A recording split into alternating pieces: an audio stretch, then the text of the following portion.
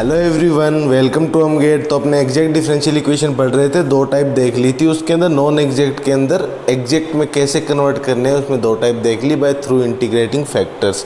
अब तीसरी और चौथी टाइप की भी बात कर लेते हैं आज की क्लास में, ठीक है। तो नॉन एग्जैक्ट इक्वेशंस है, उसकी थर्ड टाइप की बात कर लेते हैं। इसको एग्जैक्ट में कन्वर्ट करना है, इसको एग्जैक्ट में कैसे रिड्यूसेबल करते हैं अपन, इसकी टाइप थर्ड की बात कर लेते हैं। टाइप थर्ड की बात कर लेते हैं। अब टाइप थर्ड में क्या रहेगा आपका, आप जानते हो एग्जैक्ट की फॉर्म क्या होती है, m d x plus n d y equals to 0 होता है। अब ये एग्जैक्ट नहीं होगी, अगर इस फॉर्म में कोई इक्वेशन हो एग्जैक्ट नहीं आई, मतलब इसकी नेसेसरी और sufficient condition d m by d y equals to d n by d x नहीं आ रहा है, मतलब तो फिर इसको कन्वर्ट करना पड़ेगा थ्रू इंटीग्रेटिंग फैक्टर, किसी इंटीग्रेटिंग फैक्टर से मल्टीप्लाई करके। दो अपनों ने डिस्कस कर लिए। अब तीसरा टाइप क्या है, तीसरा टाइप ये है, चलो sir d m by d Y minus d n by d x आप निकालोगे अपॉन में एन, जो दूसरा, अब इसको याद रखने का तरीका क्या है, जो दूसरा है ना वही नीचे आएगा अपॉन एन। ये आप देखोगे अगर ये बराबर आता है कोई फंक्शन x के, ये कोई बराबर आता है सिर्फ फंक्शन जो x में हो या फिर कांस्टेंट हो, ठीक है, या फिर कांस्टेंट हो, तो आप इंटीग्रेटिंग फैक्टर निकालोगे ना, तो आप इंटीग्रेटिंग फैक्टर निकालोगे वो आपका आएगा इंटीग्रेटिंग फैक्टर e की पावर fx dx, ये आपका इंटीग्रेटिंग फैक्टर आएगा। सिमिलरली ये तो केस पहला हो गया आपका, ठीक है। दूसरा केस, सर नीचे m भी तो आ सकता है, वो वाला केस भी तो बता दो, आएगा ना, तो m आएगा तो मतलब नीचे मैंने क्या बताया, जो नीचे आएगा वो बाद में आएगा, तो d n by d x minus d m by d y upon में m इक्वल्स टू, अब ये मैंने कहा था कि ये एफ एक्स आता है, तो ये क्या आएगा, एफ वाई के बराबर आएगा या कांस्टेंट आएगा। तो इसमें इंटीग्रेटिंग फैक्टर आप खुद ही बता दो सर, इसका इंटीग्रेटिंग फैक्टर आप निकालोगे तो क्या आएगा, ई की power f of y d y. अब यहाँ पे ना एक नोट लगा के लिख लेना आप लोग, एक नोट लगा के लिख लेना ना, नोट लगा के आप एक चीज़ लिख लेना। क्या लिखोगे, डायरेक्ट मैं आपको एक चीज़ सिखा रहा हूँ।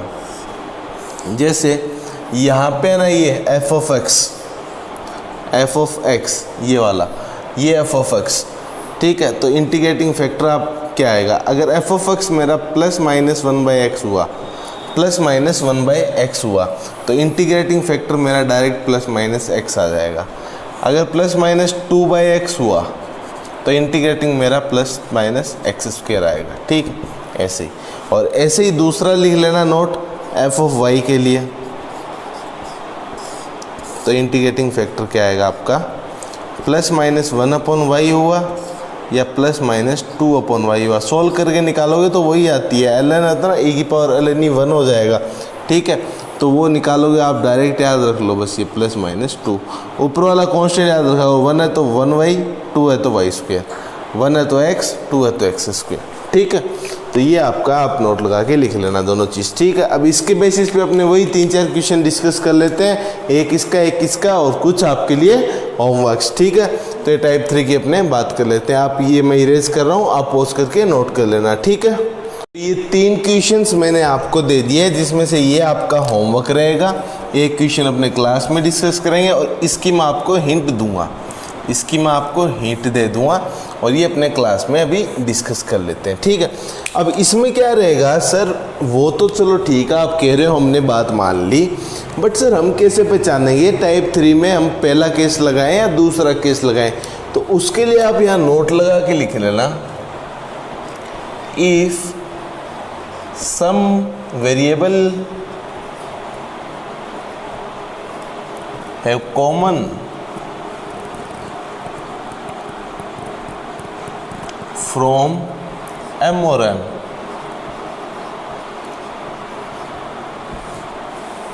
अगर कोई भी वेरिएबल m या n में से कॉमन हो, जैसे ये m dx है ना, तो m है और ये n है, इनमें से अगर m में से कॉमन है तो अपने कौन कौन से केस पढ़े थे, एक ये पढ़ा था d m by d Y minus d n by d x upon n equals to f of x, और कांस्टेंट। दूसरा कौन सा था, dn by d y D x minus d m by d y upon m equals to f of y या फिर constant. अब sir अगर m में से कॉमन है ना, अगर m में से कॉमन है तो यहाँ माइनस में m वाला आ रहा है वो वाला लगेगा, और n में से कॉमन है तो n वाला आ रहा है वो लगेगा।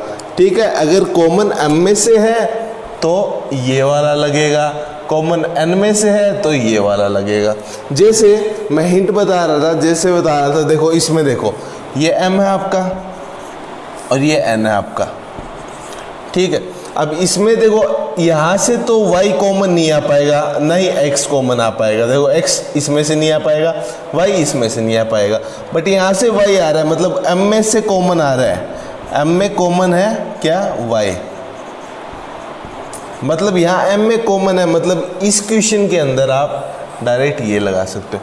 बट यहाँ पे देखो, यहाँ पे y m में से कॉमन है, x n में से कॉमन है, यहाँ कॉमन x है और यहाँ कॉमन y है, मतलब दोनों में कॉमन है, मतलब दोनों में ही चेक करना पड़ेगा। ये तो मैंने डायरेक्ट तरीका बताया आपको, बट अगर दोनों में कॉमन हो दोनों चेक करो। तो चलो सबसे पहले ये वाला चेक कर लेते हैं अपने इसमें। जब इसमें ये वाला चेक करेंगे, इसमें m आपका ये है, इसमें m आपका ये है, तो इसके अंदर अगर मैं बात करूँ तो dm बाई डी वाई निकालो, dm बाई डी वाई निकालोगे तो आपका आएगा 2x² y प्लस 1। ठीक है, dn बाई डी एक्स निकालो, dn बाई डी एक्स जब आप निकालोगे, dn बाई डी एक्स निकालोगे तो 6x² y माइनस 1 ये आएगा। अब आप बताओ, सबसे पहले ये लगाना है, मतलब dm by d Y minus dn by d x, तो dm by d m by d Y minus dn by d x is divide by n।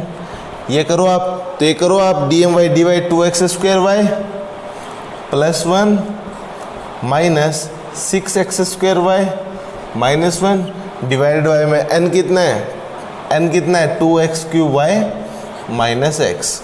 ठीक है, ये आपका हो गया। अब यहाँ से आप देखोगे तो 2x² y minus 6x² y minus 4x² y plus 1 minus minus plus 1 plus 2 upon में x कॉमन ले लिया, 2x² y माइनस 1। यहाँ से माइनस 2 कॉमन लो, माइनस 2 कॉमन लिया तो 2x² y माइनस 1 और नीचे x है तो 2x² y माइनस 1, इससे कैंसिल माइनस 2/x, मतलब ये x आ रहा है तो f ऑफ x आ गया ना आपका, f ऑफ x आ गया माइनस 2/x, मतलब इसमें ये आ लग गया।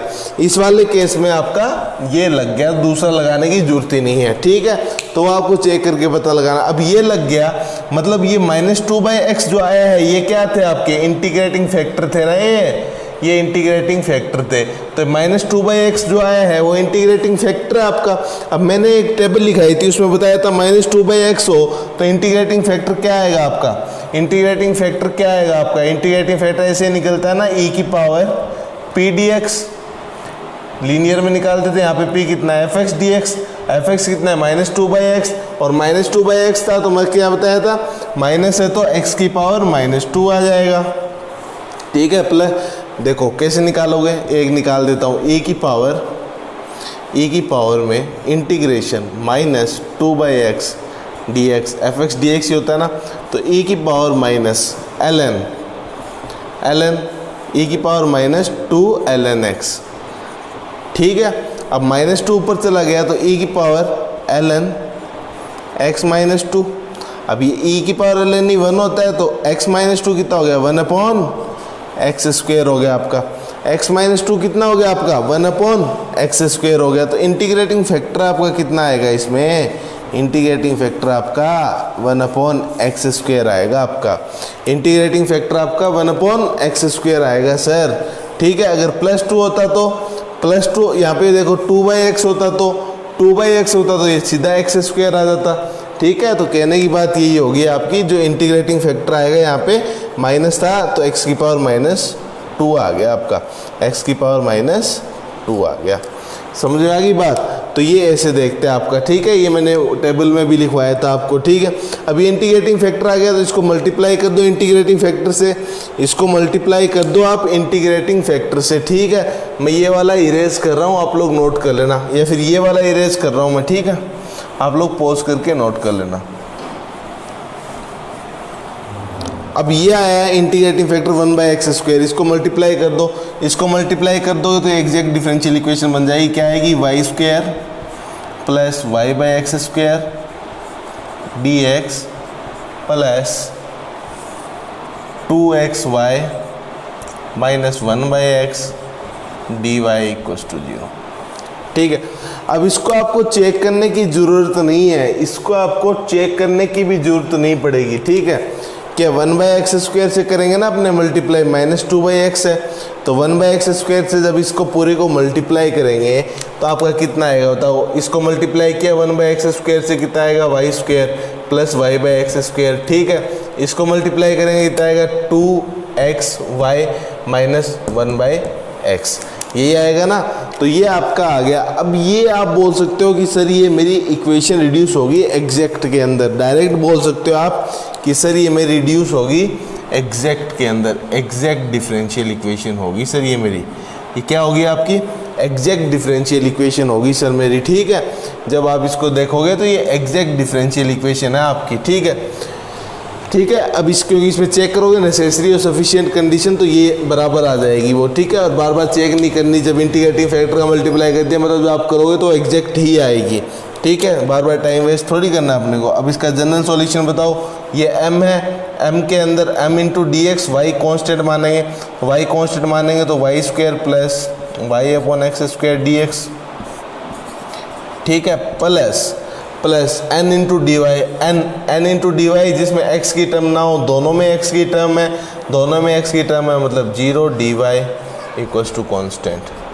अब इसको सॉल्व करो आप, y² इंटू x आ जाएगा, y² into x plus y/x², y 1/x² का कितना होगा बताओ? x की पावर -2 + 1 अपॉन -2 + 1 यानी -1/x। पहले भी बताया था मैंने, प्लस y माइनस का साइन आगे आ गया अपॉन में x इक्वल्स टू c। ये आपका आंसर आ गया पहले क्वेश्चन का। ठीक है, ये पहले क्वेश्चन का आंसर आ गया। दूसरे में मैंने हिंट दे दी कॉमन इसमें से आ रहा है तो कौन सा लगाओगे? ये लगाओगे, आगे एजिटिज करना है, और तीसरे का मैंने आंसर दे दिया आपको। ठीक है, तो ये आप लोग कर लेना। ठीक है, अभी अपने टाइप 4 में बढ़ते हैं। ठीक है, ओके, मैं इरेज कर रहा हूँ, आप लोग नोट कर लेना ये। ठीक है, पॉज करके अभी अपने टाइप 4 और डिस्कस कर लेते हैं इसकी। ठीक है, टाइप 4 और डिस्कस कर लेते हैं। टाइप 4 में क्या रहेगा कि जो शुरू में एग्जैक्ट की मैंने डेफिनेशन बताई थी ना, शुरू में जो एग्जैक्ट की डेफिनेशन बताई थी, क्या बोला था मैं कि एक डिफरेंशिएशन हो सकता है डायरेक्ट, मतलब ऐसी फॉर्म्स लिखी आ जाए आपको डायरेक्ट, जैसे x dy plus y dx। ये किसका डिफरेंशिएशन है? d(x(y) का, जिसको आप डायरेक्ट ऐसे कन्वर्ट कर सकते हो। वो वाली फॉर्म्स जो होगी, वो टाइप 4 में आएगी आपकी, जिसको डायरेक्ट डिफरेंशिएशन टर्म में करके डायरेक्ट जिसका इंटीग्रेशन डिफरेंशिएशन कैंसिल हो जाएगा और आंसर आ जाएगा। ये वाली आपकी टाइप 4 में आएगी, अब इस पे कुछ एक टेबल लिखा देता हूँ मैं, जो आपकी कॉमनली टाइप 4 की एक टेबल बना के आपको लिखा देता हूँ, ताकि आपके बेनिफिट हो जाएगा कि आपको आइडिया रहेगा कि ये डिफरेंशिएशन किसका क्या होता है। ये मैंने एक टेबल लिखाई है आपको, जो कॉमनली जैसे dxy का क्या होगा, प्रोडक्ट रूल लगाओ, x dy plus y dx, y/x का डिफरेंशिएशन ये होता है, x/y का ये होता है, ln y/x का ये होता है, ln x/y का ये होता है, और इसका ये होता है। ये आपको माइंड में रहने चाहिए सारे के सारे। उसके बेसिस पे मैंने 3 क्वेश्चन दिए आप लोगों को, एक गेट सिविल में आया हुआ है 2015 में। ठीक है, अब ये मैं अपने 3 डिस्कस करने वाला हूँ आप लोगों के साथ, तीनों ही डिस्कस कर लेते हैं अपने। अब देखो पहला क्वेश्चन है, पहले क्वेश्चन में क्या है? पहले क्वेश्चन में आपको दिया हुआ है कि x dy plus y dx, इससे क्या आ रहा है सर? ये वाली टर्म बन रही है। तो पहले की अगर मैं बात करूं तो ये d ऑफ xy बन रहा है इस साइड, माइनस x की पावर 4 y की पावर 5 dy इक्वल्स टू 0। अब सर यहाँ पे तो ये बात आ गई, अब आगे सर इसका क्या करें? अब सोचो कैसे कर सकते हैं। dx एक d ये वाली टर्म है, ठीक है। तो सर मेरे को एक आइडिया आ रहा है कि मैं यहाँ से x की पावर 4 y की पावर 4 अगर कॉमन ले लेता यहाँ से, तो यहाँ सिर्फ y dy बच रहा है ना, y dy बच रहा है, मतलब वेरिएबल सेपरेबल मेथड लग सकता है। सर कैसे? देखो पूरे को x की पावर 4 y की पावर 4 से डिवाइड करो, तो dxy अपॉन एक्स की पावर 4 वाई की power 4 minus Y d y equals to 0 हुआ ना, इक्वल्स टू 0 हुआ ना। अब देखो ये मैंने क्यों किया, क्योंकि यहाँ पे एक्स वाई था आपका। जैसे अगर मैं बात करता dx होता है यहाँ पे और नीचे x आता आपका, तो उसका ln x हो जाता है ना। तो यहाँ पे क्या है, d ऑफ एक्स वाई है और ये x की पावर 4 y की पावर 4 को ऐसे लिख सकता हूँ ना, x y की पावर 4 ऐसे लिख सकता हूँ। तो वही बात होगी dx अपॉन एक्स की पावर 4, ये कुछ इसको पूरे को मैं x मानूँ तो ये भी तो x ही है, तो dx अपॉन एक्स की पावर 4 हो गया। मतलब एक्स वाई को अगर मैं z मानूंगी, let X Y equals to Z, ऐसे मान लिया मैंने, ठीक। तो इसको ऐसे लिख सकता हूँ डी जेड अपॉन जेड की power 4 minus Y d y equals to 0, ऐसे लिख सकता हूँ। अब ये एक टर्म ही तो है, अब 1 अपॉन जेड की पावर 4 का, अब अगर मैं इसको इधर लेके इसको इधर लेके अगर मैं कर दूँ तो डी जेड अपॉन जेड की power 4 equals to y d y. अब ये डायरेक्ट ही हो जाएगा आपका, डायरेक्ट ही हो जाएगा, है ना, वेरिएबल सेपरेट हो गए ना। अब जेड की पावर 4 का क्या होगा आपका, जेड की पावर -4 मतलब जेड की power -4 plus 1 upon -4 plus 1 equals to Y square by 2 plus C. अब ये कितना आएगा आपका, ये कितना आएगा आपका, जेड की पावर -3 अपॉन -3, तो -1 अपॉन 3 -1 अपॉन 3 जेड क्यूब यहाँ जेड ऊपर -3 नीचे आएगा तो प्लस हो जाएगा। और जेड किसको माना है, एक्स वाई को माना है सर, ये आ गया equals to Y square by 2 plus C. ये आपका पहले का सॉल्यूशन आ गया, इजी था ना। इस ट्रिक से ये टाइप 4 पहचान लिया आपने, ये टर्म आ रही थी तो हो गया। इसमें भी ये देखो टाइप 4 वाली टर्म आ रही है तो उसमें आपको पहचानना पड़ेगा, यहाँ पे भी आ रही है देखो ऐसी टर्म्स आ रही है ना, तो ये पहचानना पड़ेगा। तो ये आपका आपने कर लिया पहला क्वेश्चन। अभी दूसरा क्वेश्चन और देख लेते हैं। दूसरे क्वेश्चन में ये क्या कह रहा है आपको, दूसरा क्वेश्चन ये है, अब ये वाली टर्म देखो, ये वाली term x d x Y d y, x d x Y d y, x d x Y d y, sir ये रहा, ये रहा। मतलब इसको मैं ऐसे लिख सकता हूँ दूसरे वाले को कि half d of x square plus Y square लिख सकता हूँ ना, माइनस ये आप गौर से देखोगे ना आपको दिख रहा होगा x square plus Y square का होल स्क्वायर लिखा हुआ है, एक्स की पावर 4 प्लस वाई की power 4 plus 2x square y square लिखा हुआ है, वाई डी वाई। अभी मैंने डायरेक्ट बिना सोचे समझे लिख दिया क्योंकि यहाँ पे टर्म आ रही थी और ज़्यादातर में ऐसे ही होगा कि वेरिएबल सेपरेट हो जाएंगे और आप आंसर कर दोगे। अब बताओ इसका कैसे करोगे, सर इधर आ जाएगा d x square plus Y square, इसको इधर ले आओ x square plus Y square का स्क्वायर, ठीक है, equals to 2y d y, integrate कर दो सर। अब ये जैसे z माना था तो d z upon Z square है ना, इसका मैंने बताया था कितना आएगा -1/z -1 upon X square plus Y square हो गया सर, ठीक है sir, equals to 2y square by 2 plus C, 2 से 2 कैंसिल, ये दूसरे का आंसर आ गया आपका। इजी था ना, यस सर इजी था, काफ़ी इजी था, ठीक है, हो गया, ये दूसरा हो गया। लास्ट जो गेट का क्वेश्चन है उसको और देख लेते हैं, गेट का क्वेश्चन है उसको भी देख लेते हैं आपका। अभी लास्ट गेट का क्वेश्चन है, इसको भी देख लेते हैं। इसमें क्या है आपका, इसमें sir Y D X X D Y और X D Y minus Y D X, X D Y minus Y D X इसमें आ रहा है, मतलब सर ये वाली टर्म बननी चाहिए उधर, तो कोस वाई बाई एक्स को उधर भेजो आप, वाई बाई एक्स वाली को उधर ही कर लो आप। तो देखो X Y D x plus X D Y, Y D x plus X D Y, Y D x plus X D Y, ये sir D of x Y, D of x Y, ठीक है। इधर X Y वाली term cos Y by X को उधर भेज दो sir, और इस x को भी y बाई एक्स बनाना है उधर, तो इस x को भी सर उधर भेजो आप, इस x को भी उधर भेजो, तो y बाई एक्स बन गया इधर x d Y minus Y D x sine y by x upon cos Y by x tan y by x. ये और तो y बाई एक्स में आ रहा है सर, बट इसको प्रॉपर इसमें बनाना पड़ेगा। अब x D Y minus Y D x देखो किस में आ रहा है, x D Y minus Y D x, नीचे एक्स स्क्वायर होना चाहिए, तो नीचे एक्स स्क्वायर बनाने के लिए मैंने क्या किया कि ऊपर नीचे एक्स से मल्टीप्लाई कर दिया, ऊपर नीचे एक्स से मल्टीप्लाई कर दिया, ठीक है। इसका बेनिफिट क्या हुआ सर, यहाँ पे ये एक्स स्क्वायर वाली टर्म भी बन गई और ये एक्स वाई वाली भी टर्म बन गई, जो इधर आ जाएगी आपकी, इधर आ जाएगी ना, पूरा सेपरेट हो जाएगा। तो डी ऑफ देखो गेट के अंदर फ्रेम किया गया क्वेश्चन इसी टाइप से, d of x y integrate equals to, ये किसका होता है, d of x by y, D of x by y tan y by x, integrate कर दो। अब टेन वाई बाय एक्स का इंटीग्रेशन क्या होता है sir, integration of tan x कितना होता है, ln sec x होता है sir, ln sec x plus, ठीक है।